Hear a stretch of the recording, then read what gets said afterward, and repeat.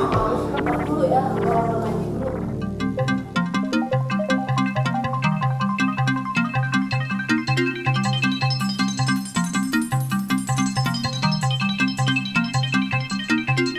Dengan demikian, maka Anda bisa melakukan pengobatan lebih tepat dan mengantisipasi jangan sampai hal tersebut terjadi lagi.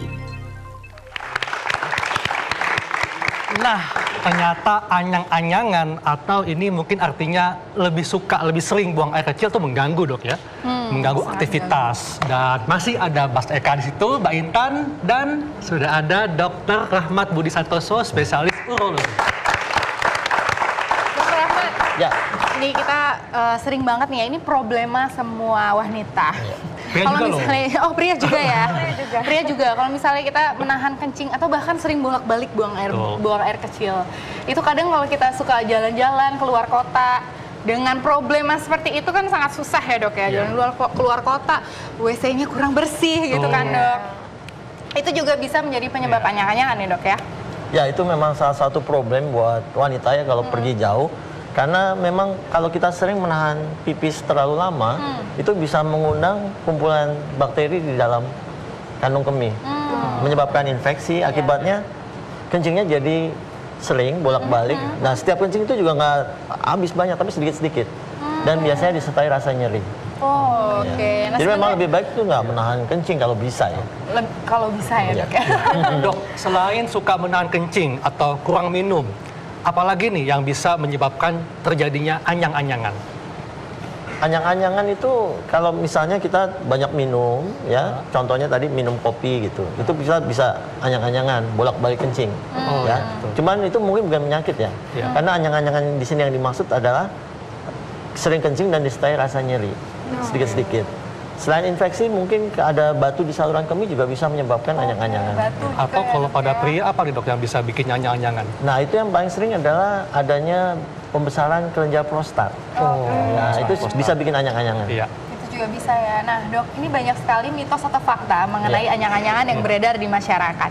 Yang pertama yaitu sering menahan buang air menyebabkan anyang-anyangan. Tadi sudah dibahas ya dok Iya ya? jelas. Jelas. Oke, selanjutnya Selanjutnya adalah mitos atau fakta.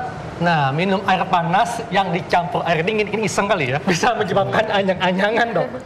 Jadi air panas itu di lambung ya. Jadi tidak langsung masuk ke ginjal. Jadi sementara ini air panas terus langsung minum air dingin itu tidak menimbulkan anyang-anyang seharusnya. Ya. Jadi masih termasuk mitos ini. Mitos ya.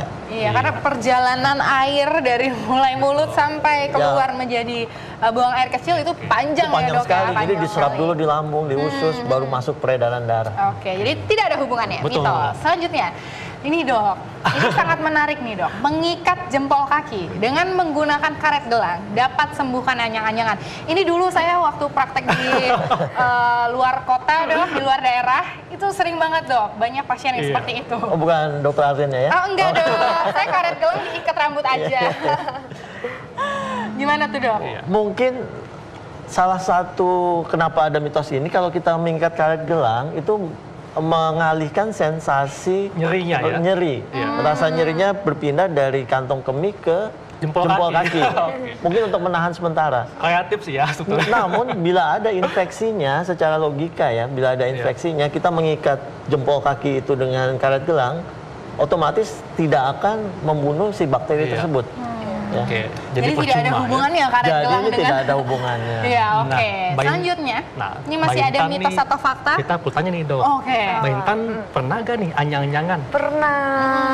Pernah dok. Aku tuh kadang-kadang sama sih kayak dokter Arlin ya. Aku suka males ke toilet kalau misalnya di tempat umum tuh dok.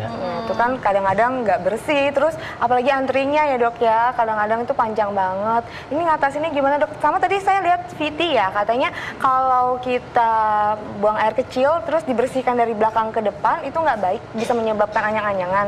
Tapi di toilet umum tuh banyak sekali dok flashnya yang dari belakang ke depan. Itu gimana tuh ngatasinnya dok? Oke. Ya, itu wanita itu lebih sering terkena infeksi saluran Infeksi saluran kemih, kemih, terutama seusia Mbak Intan ya antara 18 sampai 30 tahun. Kenapa dok nih? Sebabnya apa nih? Pertama karena sangat aktif usia segitu. Kedua saluran kemih itu atau uretra itu pada perempuan sangat pendek, cuman lebih pendek daripada pria. 1 senti ya. Pria bisa 10 sentian. Yang ketiga adalah saluran kemih tersebut dekat dengan vagina dan dekat dengan anus.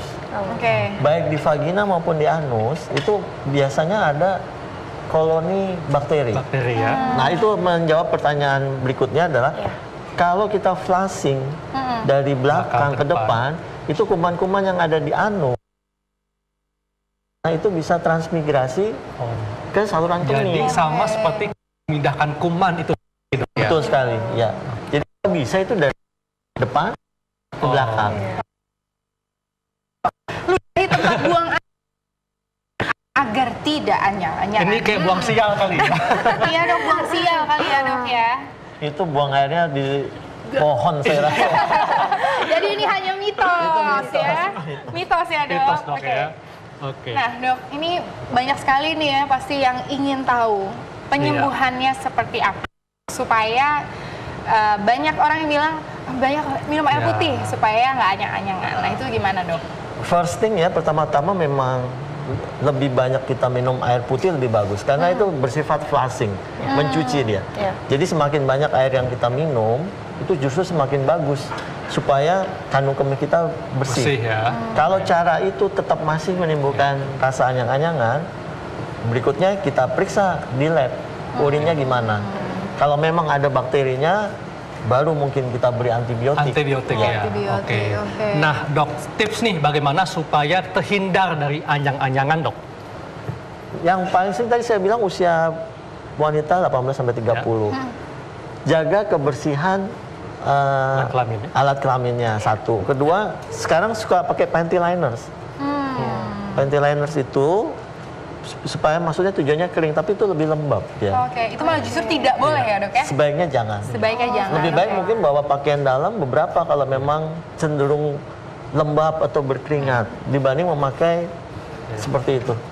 Oke, kalau kita di toilet umum gimana nih dok? Saran saya bawa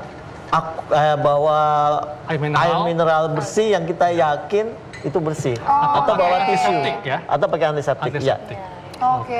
Jadi jangan sembarangan di toilet yang kita tidak tahu kebersihannya, kecuali di kantor ya. Yang kita udah pasti tahu kejaga kebersihannya. Jadi intinya kalau supaya kita terhindar dari anyang-anyangan, kita harus banyak minum air putih. Kemudian jangan menahan air kencing. Dan ketika membasuh, basuhlah dari depan ke belakang. Tepat sekali. Oke, dan kalau ke toilet umum, gunakan antiseptik untuk membersihkan tempatnya dan kalau perlu siapkan air mineral, oke? Iya, betul sekali. Nah, terima kasih banyak, Terima dokter. kasih. Ya, Intan, terima kasih banyak. Nah, sesaat lagi kita masih akan ada informasi kesehatan mengenai cara untuk membersihkan mata yang aman dari benda asing. Sesaat lagi, tetap di acara Ayo Hidup Sehat.